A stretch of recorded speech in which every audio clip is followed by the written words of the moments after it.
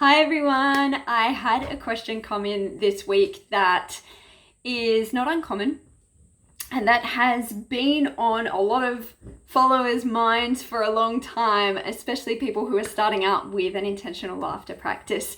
So if you've never met me before, I'm Bianca Spears. I'm a laughter leader, I'm an empowerment coach, and I help people to really find freedom, flow, and fun within their bodies, minds, and lives through better utilizing the tools that they were born with.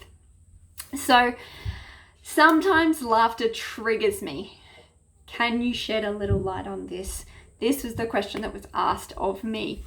So firstly, there's so much to say here, but adrenaline is spiked when we first begin to laugh. And this in itself can trigger symptoms. It can trigger people, make them feel uncomfortable, anxious. A whole range of different things can crop up from this spike in adrenaline. Other things that can be triggered by laughter are past traumas, bad experiences with laughter. It can even be experiences that were unpleasant or unwanted that were related to things connected to laughter for you. So you might have had an experience where freedom of expression was a bad thing, and laughter really gets you expressing your emotions and it gets you out loud. So maybe being out loud, being in the spotlight, being seen and heard can feel vulnerable or uncomfortable to you. That could be something that's very triggering. There could be links to joy or playing that were made wrong when you were a child, that were made inappropriate as an adult, that you feel that laughing out loud is rude or inappropriate or bad in some way. You might have beliefs about your laugh and the way you look or sound or move or whatever it is when you laugh that could be triggering you. So sometimes it can help to know a little bit about what might be triggering you, and maybe something I've shared here today could help you to find out and go, oh, maybe that's what it is. Or yeah, that resonates. That's definitely what is triggering me. So what do we do then? If you want to start an intentional laughter practice, or you want to continue and you want it to feel better and better rather than re-triggering? Well, firstly, identifying that trigger can be helpful, but it's not always necessary. What I recommend is to start slow and start small. So starting slow and small can be gentle laughter. It doesn't have to be laughing the house down laughter. It can be something very small. It can even be almost like a hum, like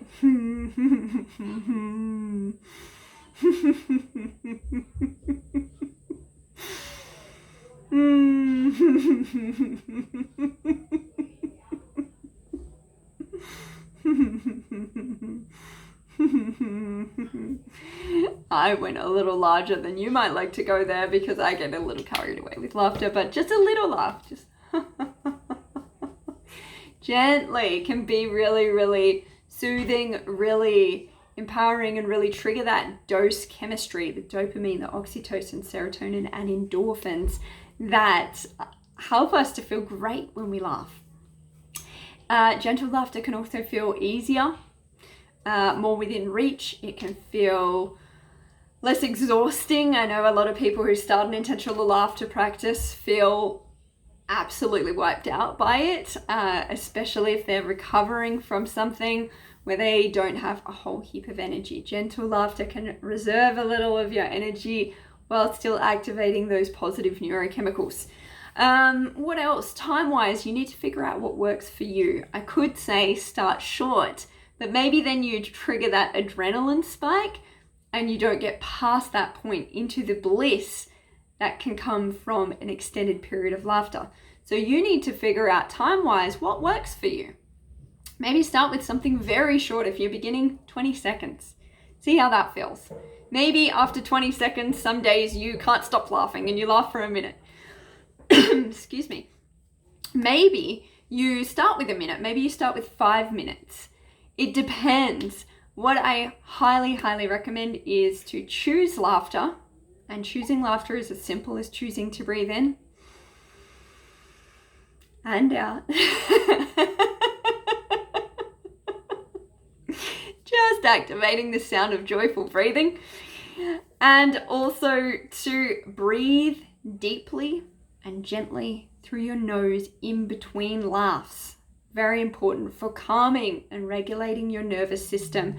And rather than letting that adrenaline spike and peak, just bringing it back with some nice calm breaths in between your rounds of laughter or your laughter exercises if you're doing laughter wellness or laughter yoga practices. Breathing in through the nose and out through the nose. And taking as many breaths as you need to kind of calm down before you start your next laughter exercise.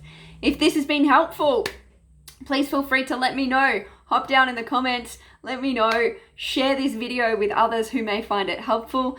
And remember, if you are on YouTube, you can like here and you can subscribe here with notifications on to make sure that you don't miss any of the videos here that can help you to better use the tools that you were born with, your brain, your body, and your energy.